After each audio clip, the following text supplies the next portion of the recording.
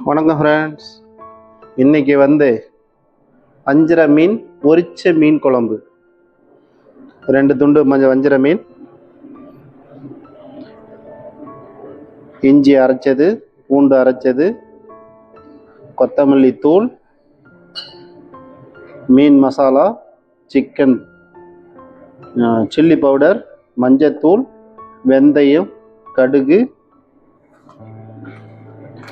கஸ்தூரி மெத்தி, தேவைக்கேற்ப உப்பு, புளி, மீன். வாங்க எப்படி செய்யறதுன்னு பார்ப்போம்.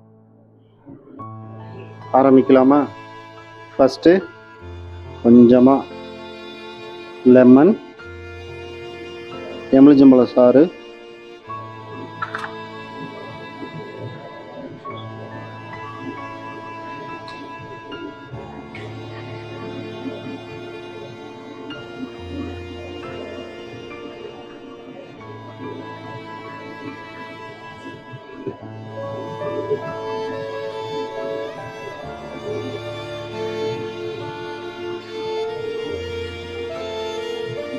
லைட்டாக உப்பு,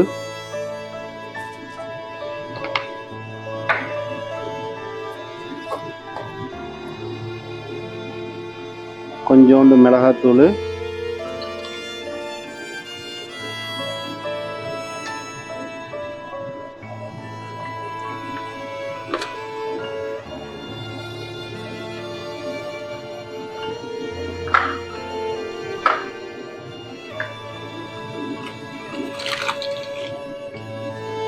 கொஞ்சமாக கஸ்தூரி மேத்தி இலையை இப்படி நசுக்கி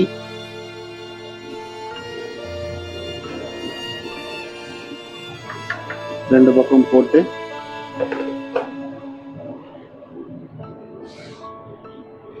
கொஞ்சம் மைதா,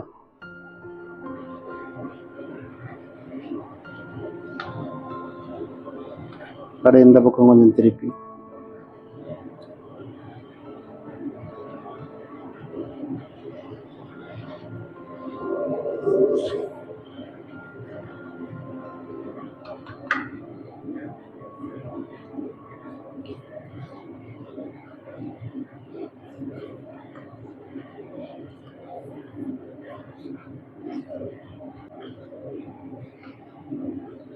இது ஒரு 5 நிமிஷம் ஊறட்டும். ஊறினதும் எண்ணெயில் பொரிச்சிட்டு மீன் குழம்பு எப்படி செய்யறதுன்னு சொல்கிறேன். மீன் ஊறிடுச்சு. இப்போ இந்த மாதிரி ஒரு பெரிய பேனில் கொஞ்சமாக எண்ணெய் விட்டு மீனை பொரிச்சு எடுத்துருவோம்.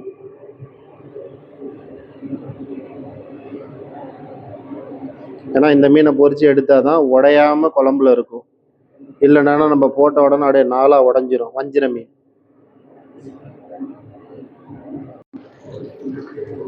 ரொம்ப அதிகமாக பொரிச்சு எடுக்க வேண்டாம், இந்த அளவுக்கு பொரிச்சு எடுத்தா போதும். ஏன்னா ரொம்ப வெந்துருச்சுன்னா இப்போவே சாப்பிட்ருவோம், குழம்புல கிடைக்காது. ஓகே ஃப்ரெண்ட்ஸ், அடுத்து இப்போ குழம்பு வைக்கிறது எப்படிங்கிறத பார்க்கலாம். பேன் வச்சு நல்லெண்ணெய் ஊற்றிருக்கேன். கொஞ்சமாக கடுகு நல்லா பொரிஞ்சு வந்ததும்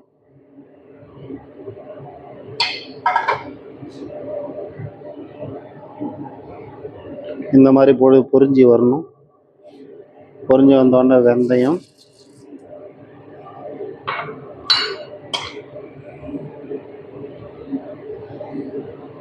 நல்லெண்ணெயில் கடுகும் வெந்தயமும் போட்டால் நல்ல ஒரு ஸ்மெல் வரும். சின்ன வெங்காயமும் பெரிய வெங்காயமும் 1 கப்பு. நம்ம குழம்புக்கு ஏற்ற மாதிரி போட்டுக்கலாம் ஃப்ரெண்ட்ஸ். நிறையா வேணும்னா நிறையா ஆனியன் தக்காளி அதிகமாக சேர்த்துக்கலாம். நான் ஒரு பெரிய வெங்காயம், 1 பிடி சின்ன வெங்காயம் சேர்த்துருக்கேன். 3 தக்காளியை அரைச்சி மிக்சியில் போட்டு அரைச்சி ஃபியூர் பண்ணி வச்சுருக்கேன். இந்த மாதிரி கொஞ்சம் வதங்கினதுக்கு அப்புறம் கொஞ்சோண்டு நான் பூண்டு அரைச்சி வச்சுருக்கேன் ஃப்ரெண்ட். அரைச்ச பூண்டு, கொஞ்சமாக மஞ்சத்தூள், இந்த மீனுக்கு வந்து ஃபஸ்ட்டு வந்து மஞ்சத்தூள் நல்லா போட்டு எடுத்தால் தான் அந்த குழம்பு நல்லா டேஸ்ட் கொடுக்கும். இஞ்சி சேர்க்க வேண்டாம், பூண்டை மட்டும் சேர்த்தா போதும். பூண்டு நல்லா அரைச்சி சேர்த்தோம்னா நல்லா கிரேவி நல்லா வாசனை வரும். பூண்டு வாசனை நல்லா போனதுக்கப்புறம் மசாலா தூள் சேர்க்கலாம். அது என்னென்ன மசாலான்னு இன்னொரு இது முடிஞ்சதும் அடுத்து போடுவேன், அப்போ சொல்கிறேன் ஃப்ரெண்ட்ஸ். பச்சை வாசனை நல்லா போயிருச்சு. இப்போ கொஞ்சோண்டு மீன் மசாலா,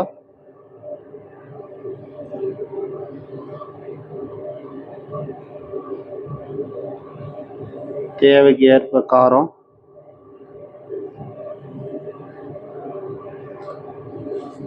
கொஞ்சமாக கொத்தமல்லி தூள்,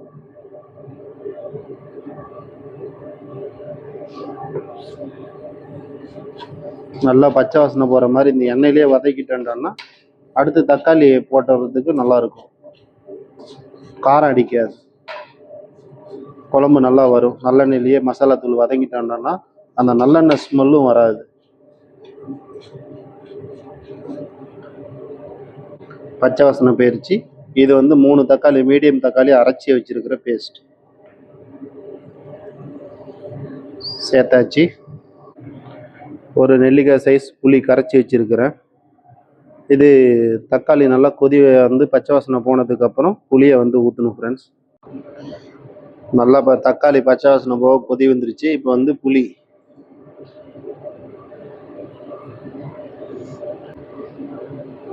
புளியை ஊற்றிட்டு குழம்பு கொஞ்சம் தடுப்பாக இருந்ததுன்னா கொஞ்சம் தண்ணி கலந்துக்கலாம் ஃப்ரெண்ட்ஸ். தண்ணி கொஞ்சம் சேர்த்துக்கலாம். இப்போ நல்லா கொதி வரும். புளி வாசனை பச்சை வாசனை போனதும் உப்பு பாருங்கள், காரம் பாருங்கள், கரெக்டாக இருந்தது அப்படின்னா கடைசியில் வந்து நம்ம பொரிச்ச மீனை இருக்குல்ல அதை வந்து இதில் உள்ளே போடலாம். போட்டுட்டு மேலே வந்து கொத்தமல்லி போட்டுட்டு ஒரு 1 ஹவர் 2 ஹவர் கழித்து குழம்ப சாப்பிட்லாம், நல்லாயிருக்கும். எண்ணெய் தனியாக குழம்பு தனியாக பிரிஞ்சிருச்சு. இப்போ தலைவரை உள்ள இறக்கிடுவோமா? இறக்கியாச்சு.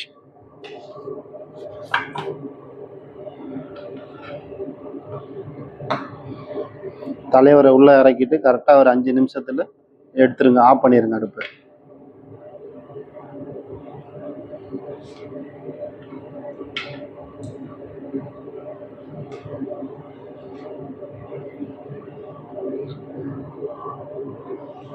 தலைவர் ரெடி. மீன் குழம்பு, வஞ்சர மீன் பொரிச்ச மீன் குழம்பு.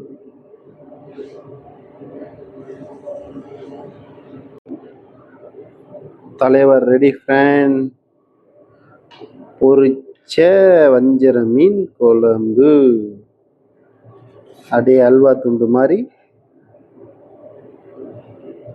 எடுத்து வச்சிருவோம்.